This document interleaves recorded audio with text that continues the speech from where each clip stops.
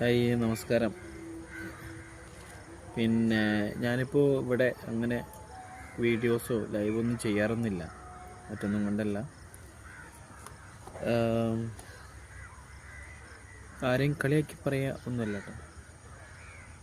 എൻ്റെ ഈ ചാനൽ 189 ആളുകളാണുള്ളത്.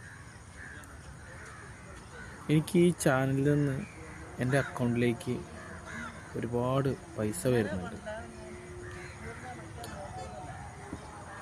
ആ പൈസ ഒക്കെ ഞാൻ എൻ്റെ ആവശ്യങ്ങൾക്ക് വേണ്ടിയിട്ടാണ് ഞാൻ ചിലവഴിക്കുന്നത്.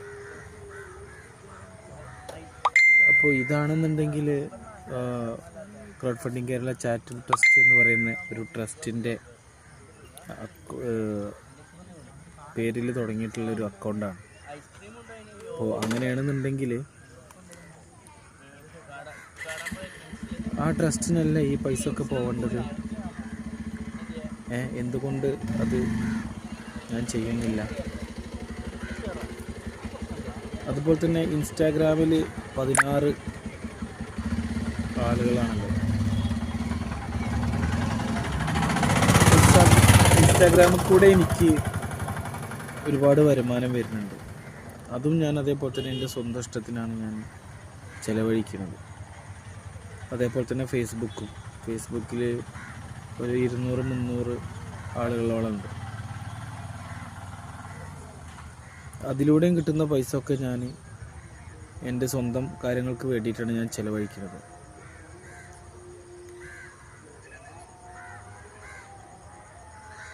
ഇതൊക്കെ പറഞ്ഞത് ആരാന്ന് വെച്ചിട്ടുണ്ടെങ്കിൽ crowd funding Kerala charitable trust എന്ന് പറയുന്ന ഞാൻ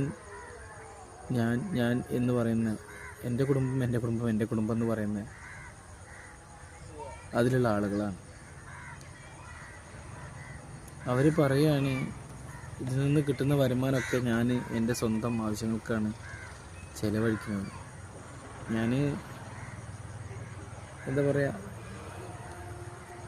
കളിയാക്കിയതല്ല, എന്നാലും അവരുടെ ഉള്ളിലുള്ള ഒരു ചിന്ത പോയതാണ് ഞാൻ ആലോചിക്കുന്നത്.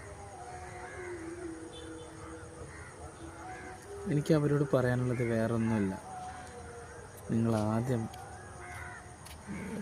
ഒരാളെ കുറിച്ചിട്ടൊരു ആരോപണം നിങ്ങൾ എഴുതിയുണ്ടാക്കുമ്പോൾ അതിനെക്കുറിച്ചിട്ടൊന്ന് ആലോചിക്കുക, എങ്ങനെയാണ്, എന്താണ്, അല്ലെങ്കിൽ ഒന്ന് പഠിക്കുക അതിൻ്റെ കാര്യങ്ങളെ കുറിച്ചിട്ടൊക്കെ.